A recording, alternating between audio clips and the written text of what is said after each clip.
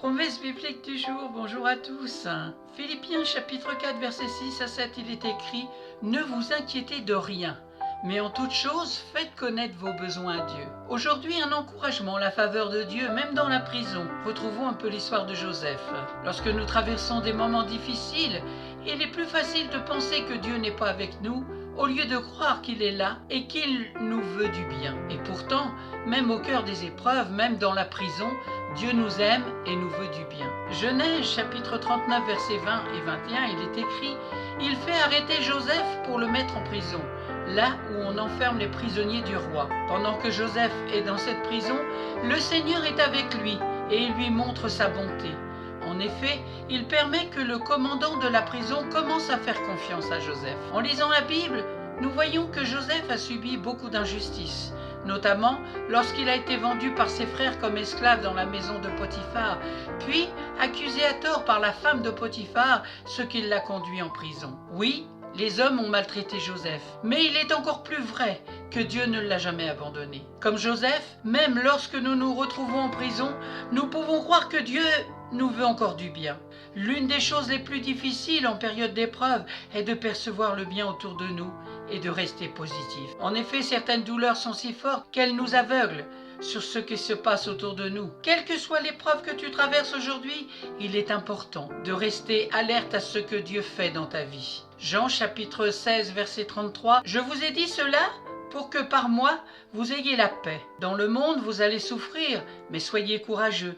J'ai vaincu le monde. » Dieu ne nous a pas promis une vie facile, mais il a dit qu'il serait toujours avec nous. Jésus lui-même n'a pas eu une vie facile. En tant que disciples de Jésus, nous ne devons pas nous attendre à une vie sans difficulté ici-bas. Cependant, nous savons que nous ne sommes pas seuls. Dieu est avec nous et a mis à nos côtés des personnes qui peuvent nous aider. Cela devrait nous rassurer et nous encourager à croire en la bonté de Dieu. Matthieu chapitre 28 verset 20, il est écrit « Et voici, je suis avec vous tous les jours, jusqu'à la fin du monde. » Peu importe ce que tu traverses en ce moment, je prie que le Seigneur ouvre les yeux de ton cœur pour que tu puisses encore voir sa bonté. Continuez à croire en lui et ne jamais douter de sa présence. Tout comme Joseph, qui bien qu'en prison bénéficiait de la faveur de Dieu, nous pouvons voir la main de Dieu dans nos vies.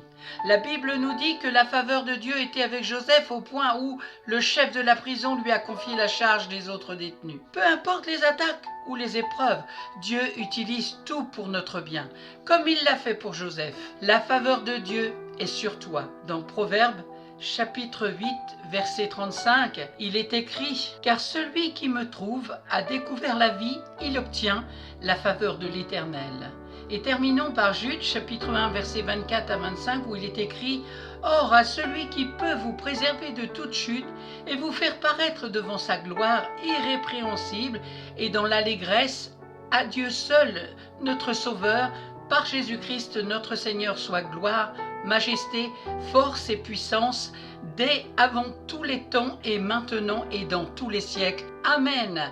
Merci pour votre attention, merci d'avoir pris du temps pour écouter aujourd'hui. C'était la faveur de Dieu, même dans la prison, l'histoire de Joseph. Bon courage, bonne méditation, prenez bien soin de vous et à très bientôt.